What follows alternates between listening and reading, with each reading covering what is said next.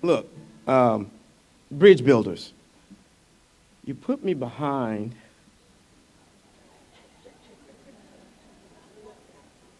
an icon, you know, Mr. Dickerson. Then put us behind a legend and Dr. McKenna. So I had to bring up the only weapon that I had. So y'all gonna give me a few props, and I'm gonna get some cute points, at least some cute points, for bringing up my granddaughter. I am a huge advocate of putting them in the room. And I have my baby, I have my daughter, and I have my son with me today. And you know what? We're gonna work this room. So, but anyway. Thank you, baby.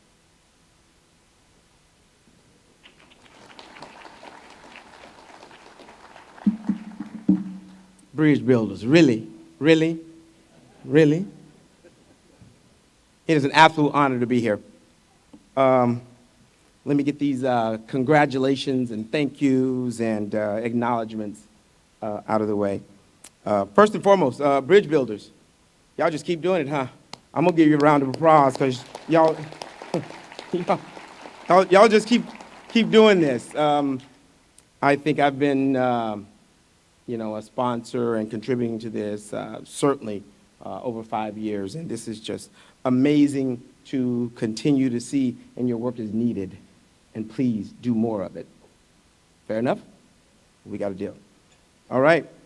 To all of our scholarships and scholarship recipients and honorees, congratulations to you as well. These young men work really, really hard, and it is really impressive to see all of them. Oh, by the way, I got to ask for, I thought one of those sweaters, one of those purple, I want one.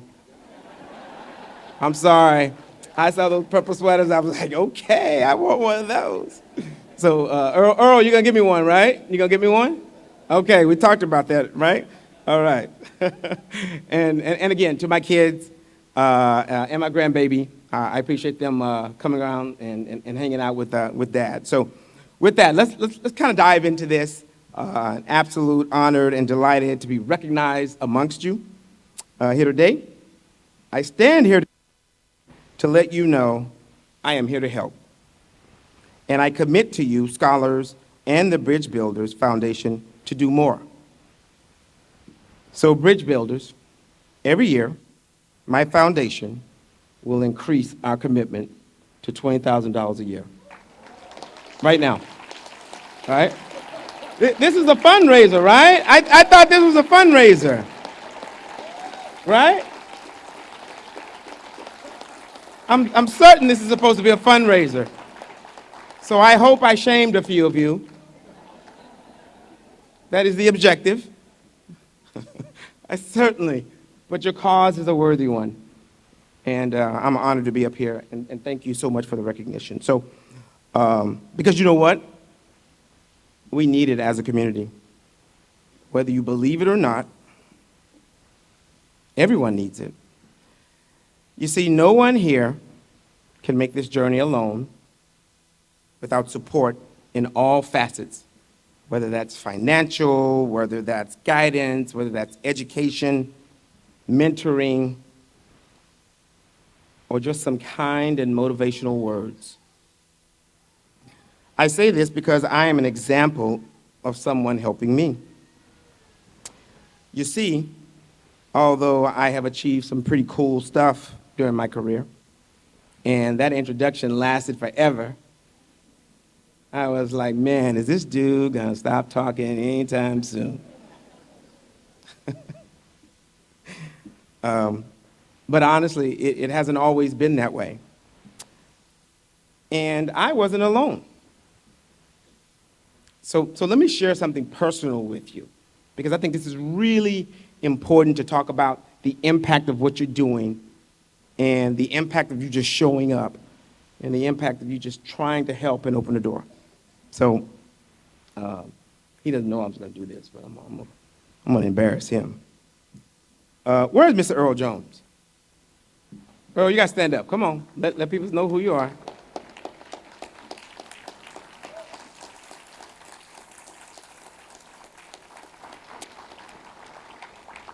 So let me tell you a very quick story. And you heard all the accolades about the company, and today we have over 1,200 people nationwide, and we do about 175 plus million. We will be over $200 million by the end of this year, guaranteed. I promise you. Um, but I have a story about one of your very own, a bridge builder himself, and how it altered my life. And I stand up here as one of those that bridge builder has helped early on. So anyway, this is a really quick story. So back in, I don't know, Earl, what was it, 2003, 2002? Earl was an executive, and Earl, you might have to correct me, Northrop Grumman, TRW, something. He was a big wig up in one of the aerospace companies.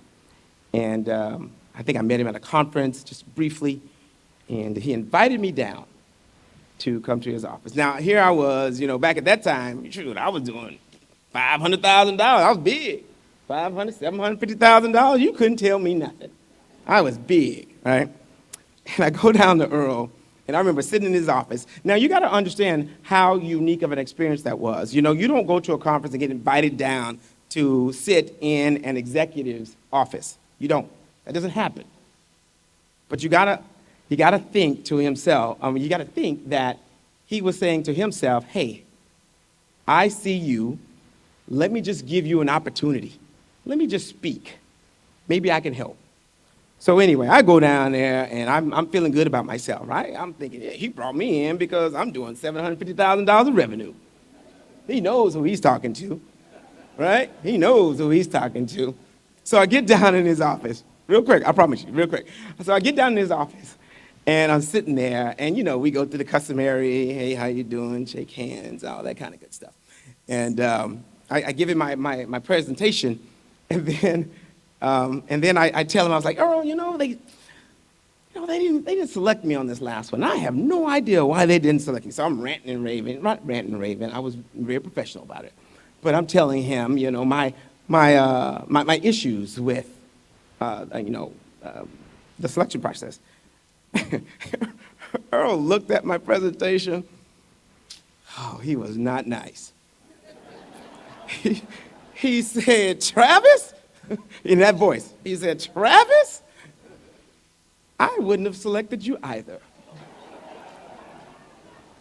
I'm sitting up here, I'm like, Earl, the gall. But that was the most beneficial moment for me because Earl kept it real with me. He told me the truth. He didn't tell me something that wasn't the truth, which encouraged me and motivated me to go back and work on me and work on my organization. And he did that because he cared, not because he had to, right? Because if he didn't care, he would have said, yeah, oh, this is great. Keep trying harder, right? But that's not what he did.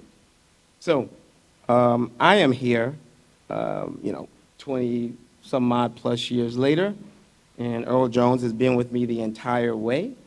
And he is one of those bridge builders, and he continues to keep giving back. So can you guys just do me a favor? Can you help my mentor? And, can you just give him a round of applause real quick?